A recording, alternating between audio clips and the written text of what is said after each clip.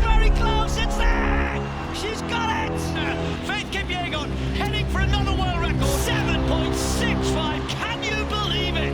We all love witnessing a world record being broken, that moment when an athlete pushes past the limits and rewrites history. But sometimes that record doesn't last long.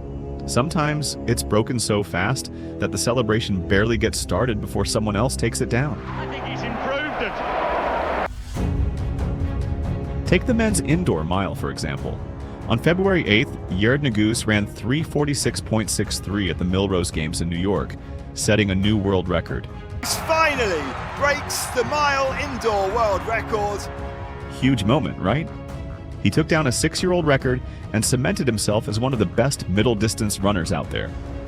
But just 5 days later, Jakob Ingebrigtsen lined up in Lieven, France, and dropped a ridiculous 3:45.14, snatching the record away. He took a whole 1.48 seconds off Nuguse's record, didn't even let him enjoy the weekend as champion. 1 race, 1 week, 2 world records. This is how fast the sport moves. On to another record, this time an Olympic record. In the discus Olympic event held at France, Michaelis Alekna came to Paris with all the momentum. Before this Olympic final, he had shattered a 38-year-old world record with a massive 74.35 meters throw, and he had done this 3 months earlier. He opened strong, launching 68.55 meters to take the early lead. He quickly built on it with a massive 69.97 meters, breaking the Olympic record his father set in 2004. He had just managed to break a 20-year-old record. However, 10 minutes later, in the 4th round, Roge Stona would flip the script. After a slow start, he stunned the field with a 70-meter bomb, his first ever 70-meter throw and a personal best by 95 centimeters. This was enough to take the lead and deliver the biggest win of his career. To understand how this unfolded, Alekna came in as world record holder, set a new Olympic record by breaking his dad's Olympic record, then got his Olympic record broken by Roge Stona. Alekna and his dad had to watch both their records get broken by a guy who had never thrown this far in his life. That's a brutal plot twist.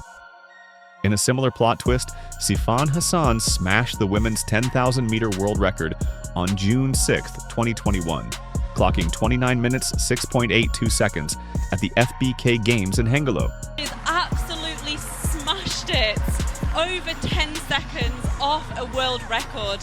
No one should be able to do that. Before she could even frame the newspaper clipping, just 2 days later, Letsenbet Giddy stepped onto the same track and shaved off 5 seconds, setting a new record at 29 minutes, 1.03 seconds. Just 48 hours, a bit too soon, don't you think? Let me know in the comments. Inside 29:06.82 to break a world record that was set here just on Sunday. Keep your eye on the clock in the background. I think she's going to do it. It's going to be close, but she's going to get there. 29:02, a new world record. Jonathan Edwards didn't just break the triple jump world record in 1995, he obliterated it. In under half an hour, he jumped 18.16 meters at the World Championships in Gothenburg, erasing the old record, but he wasn't done.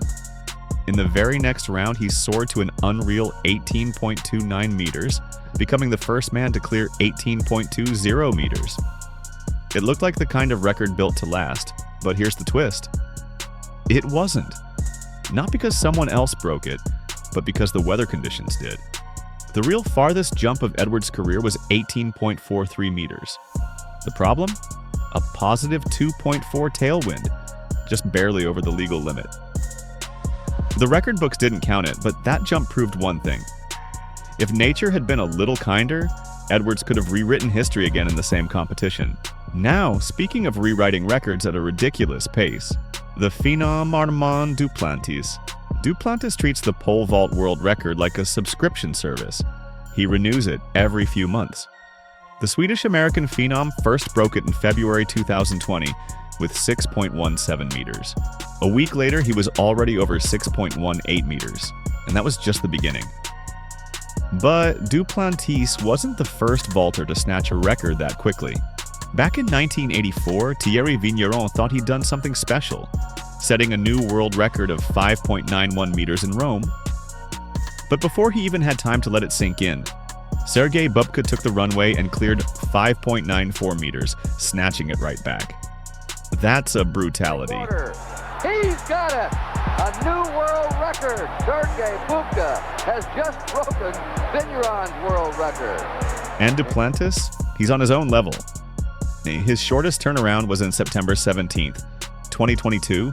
He vaulted 6.21 meters. Just 6 days later, he went even higher, 6.22 meters. Just 6 days. Even Bubka would have been impressed. At this rate, if you blink, you might miss the next one. Some lasted days, some barely made it through the competition itself. But if I missed any, let me know in the comments.